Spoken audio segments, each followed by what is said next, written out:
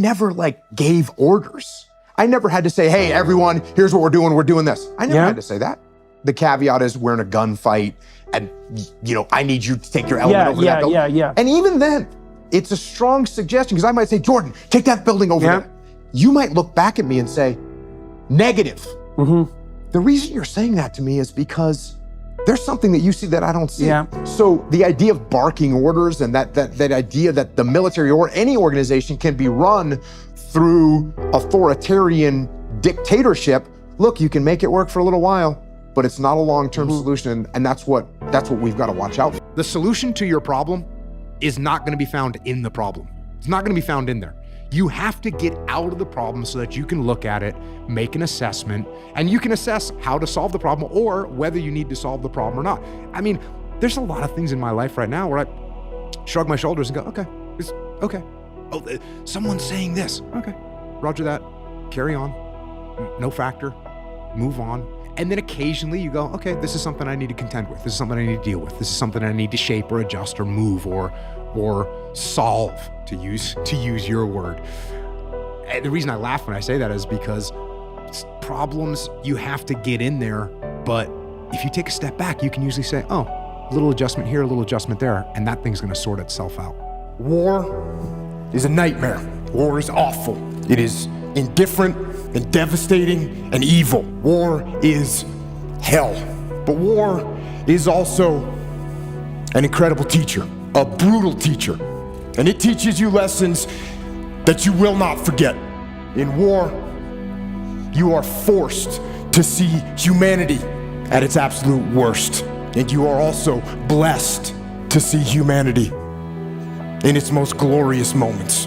I think this is where I initially learned this, because as you're coming up in the military, you know, you're going up in the ranks and you're getting moved into more positions of responsibility and you're going out and conducting operations and all those things that you do inside the military in your career.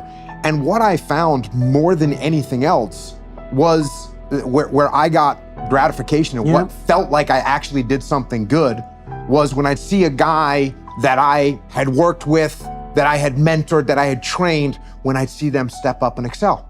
And be able to achieve things, and be able to accomplish things. That was more gratifying than me doing it myself. And so I think that I started to notice that's what really... When did you notice that? How old were you? Probably 29, 30, something along those. So I was in a leadership position. I started to have people working, you know, that were my direct reports. But I realized, oh, I can really help this person. Like, they don't know what to do, right? And inside the military, inside the SEAL teams, it's like, there's a mission that you're gonna do and there's a certain way to conduct that mission. And this person that had only been doing this job for 3 years might not know that. And I knew it. And there's not too many things that you know really well, where you go, oh, I can show you how to do this. And instead of just saying, hey, I'm better than you, I'm smarter than you, I can show you how to do this, you can follow my lead. Instead of having that attitude, it's an attitude of like, hey, you're going to be just as capable as I am at some point. I can help you along the way. More even. Yeah, that's the goal, is to make them more capable. And this is something that comes from jiu-jitsu as well. In jiu-jitsu, if you and I train jiu-jitsu and we've both been training the same amount of time, sure, it'll come down to like who's bigger and stronger, but I realized, hey, there's always someone has been training longer than me, and they're going to be able to beat me.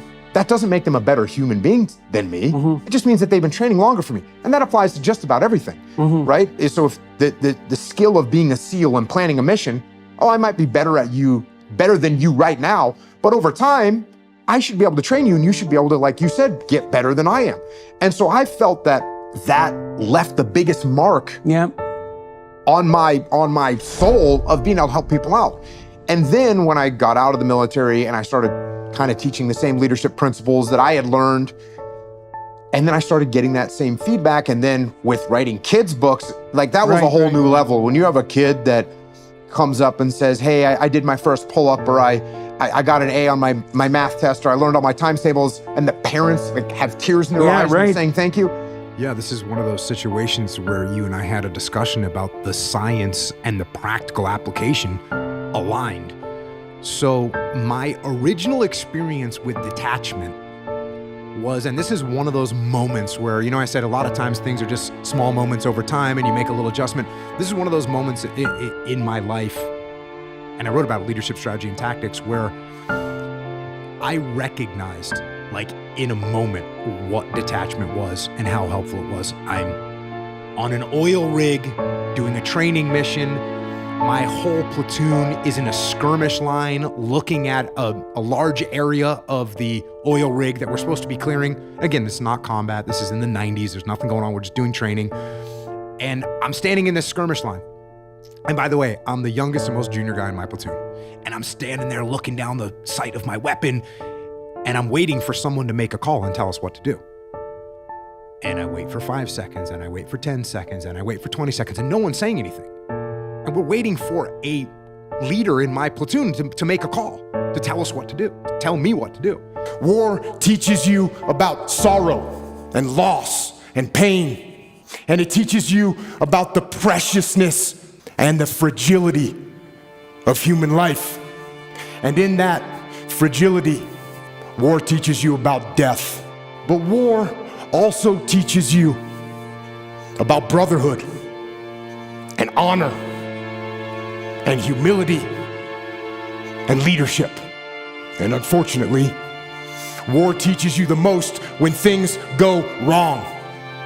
And for me, one of the most impactful lessons that I learned from war was in the spring of 2006 in the city of Ramadi, Iraq, which at the time was the epicenter of the insurgency, where brutal and determined terrorists ruled the streets with torture and rape and murder.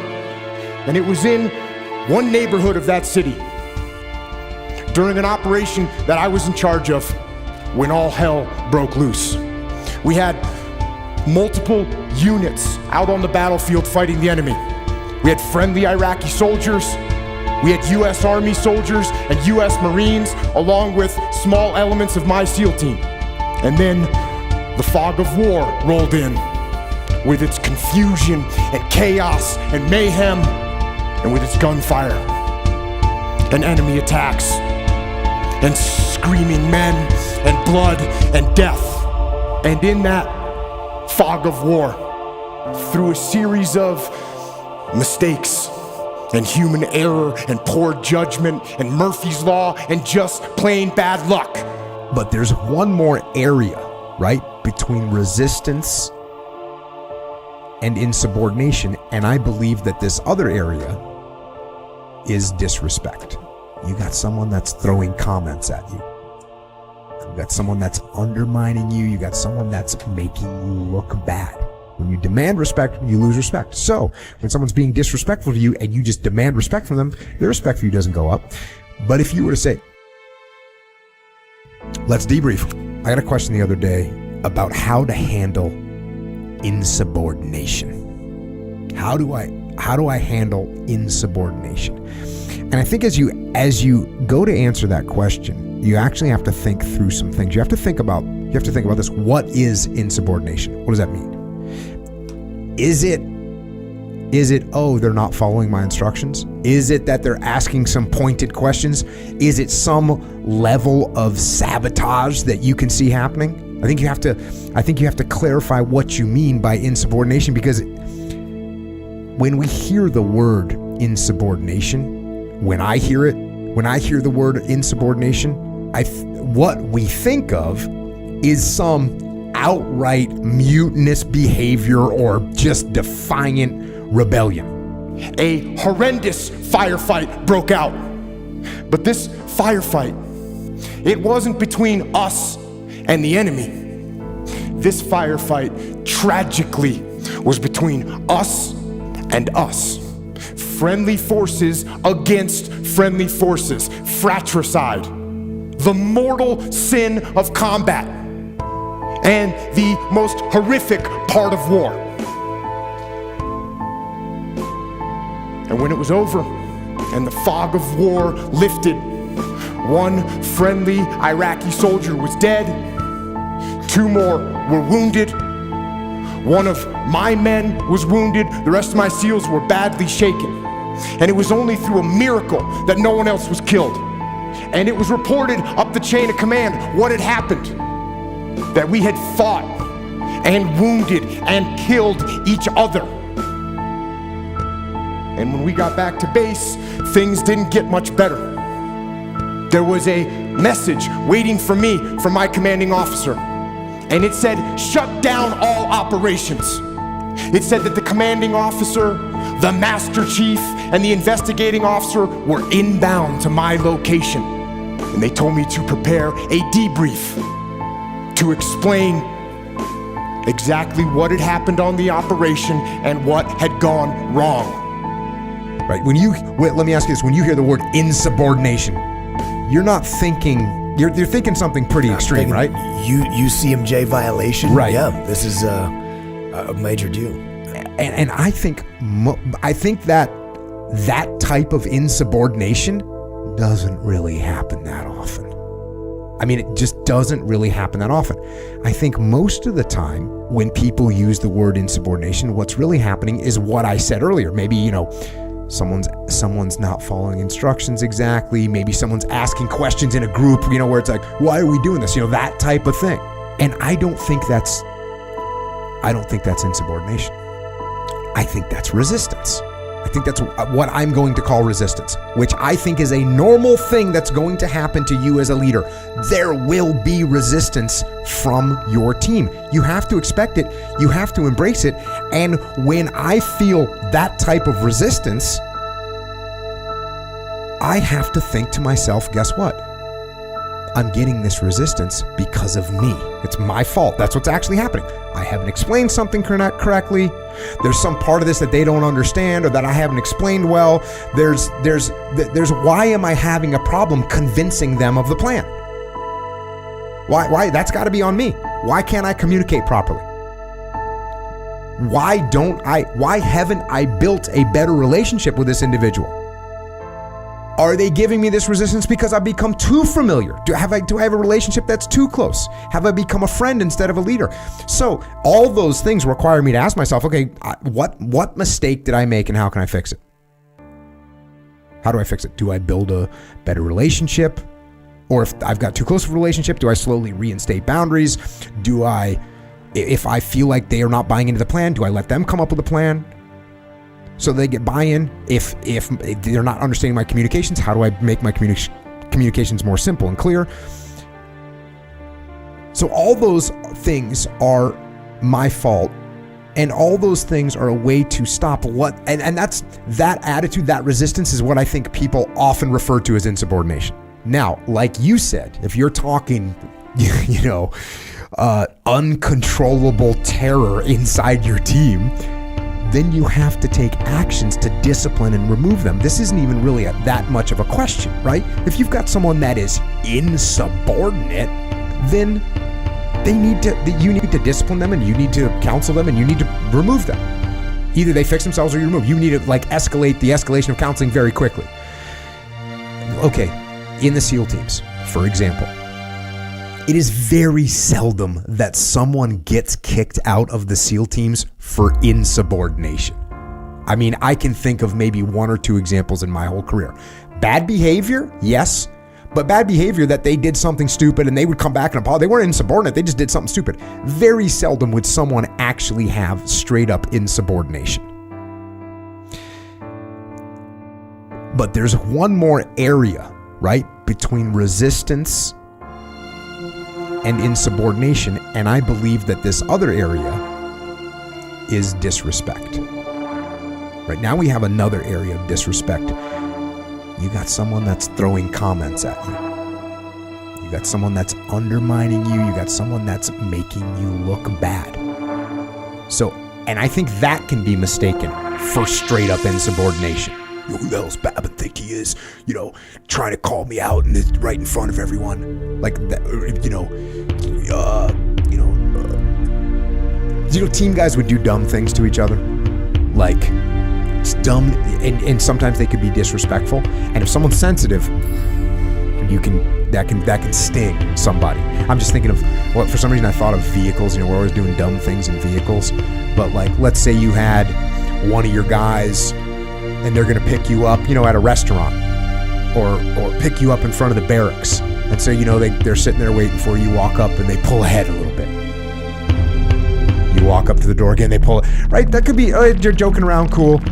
But there could be a level of hostility there that actually makes that disrespectful. So we can have situations where people are being disrespectful, and you have to address it. Now, once again, as we just talked about, when we address it, the initial approach shouldn't be an attack. I mean, to start out with, you better stop disrespecting me. If that's where you start, you can win that tactical battle, right? You can, that person might, roger that, sir. Where do you end up though? You end up, when you demand respect, you lose respect. When you demand respect, you lose respect. So when someone's being disrespectful to you and you just demand respect from them, their respect for you doesn't go up. But if you were to say, hey, listen, man, obviously I must not be doing something right because I respect you and I respect your experience, but I'm not feeling any mutual respect back in my direction, and I'm thinking there must be something I'm doing wrong. What do I need to do different that I can earn your respect? That approach is going to be infinitely better than you better just give me respect. And then when they respond to you, to your first, to the first topic that you brought up today, when you ask them what you can do better, when you ask them for feedback, you better listen to it. You listen to it. Nod your head, listen, and then actually make adjustments. Whatever that thing is. Now, is there a dichotomy here? Can we go too far with this? Yeah. Am I sitting here saying, hey, you can just let people walk all over you? No, absolutely not. You have to listen to them, but you got to be confident. You got to take things on board. And then once you've taken these things on board, you've got to see if you can actually start building a relationship. If they start to come in your direction, or do you have an actual bad apple, right? Which you can have a bad apple. And if you have a bad apple, then you start the escalation of counseling and you either win them over or you have to get rid of them. And what's interesting about this, and you've referred to me multiple times in this particular topic. We'll know a guy who is a SEAL who maybe got in trouble, a troublemaker, a problem causer. And you've said to me like, hey, Jocko, if that guy worked for you, this wouldn't happen. And I actually have documented cases where I had guys that actually worked for me that were freaking awesome guys, would do absolutely anything I asked them to do, were totally professional in training, totally professional in combat. And when they worked for me, they were freaking awesome. And then they worked for someone else and they would get in trouble. And I had pretty significant punishment administered to these individuals. And that means that leader, instead of developing a relationship and trying to make adjustments and trying to get them on board and showing respect, they didn't do that. Those particular individuals you're talking about too, we were talking about very strong-willed people who are default aggressive, and they're not. I don't have time for someone that they see as a weak leader they don't respect. So, yeah, I reacting extremely poorly. And what you're talking about is just de-escalating the situation. Totally de-escalating. Whereas if you demand respect, you're escalating that situation versus actually let's de-escalate. I'm thinking about that as you're saying it, and we have to correct this misperception all the time. And I think a lot of people, when I hear those kind of comments from leaders that we work with, which happens a lot, they think that in the military, it's just a bunch of Terminator robots that are going to just carry out orders and do exactly what you say with no pushback whatsoever. And so they don't know how to react to that. Like, well, they just need to do what I say, rather than, okay, they're human beings, so I need to actually explain it to them. And if you can turn that around, I mean, that's the power of extreme ownership, and recognize, okay, I need to do something better to actually get that person on board. One of the things I've learned from you is like, when somebody's complaining, you should actually listen to them. And it's amazing how you can either defeat their arguments if you're complaining to me and you're just saying something totally off the wall that makes no sense whatsoever, then I can very easily explain why we shouldn't do that, or maybe I don't think it's the right call for the team. And I should be able to make that very obvious if it is that obvious. But also, you might be bringing up something and very often is the case, you're bringing up some very valid points. And even if you just give me 3 points and one of them is valid, at least now like I'm listening to you. You leave that conversation with finally, they understand, what I bring to the table. So it feeds your ego, and I can make some little small change or minuscule thing that can help you. It's crazy, but I'm sure there's someone thinking, yeah, but sometimes you gotta just, and I'm oddly enough, I'm trying to think through I was only in for 20 years. I'm trying to think through all those years of the times that I just had to, get rid of somebody because they were insubordinate or they were disrespectful or whatever you want to call it. Someone that I couldn't get through to get them on board. And I can't think of any. I think the number is 0. So try a little bit harder.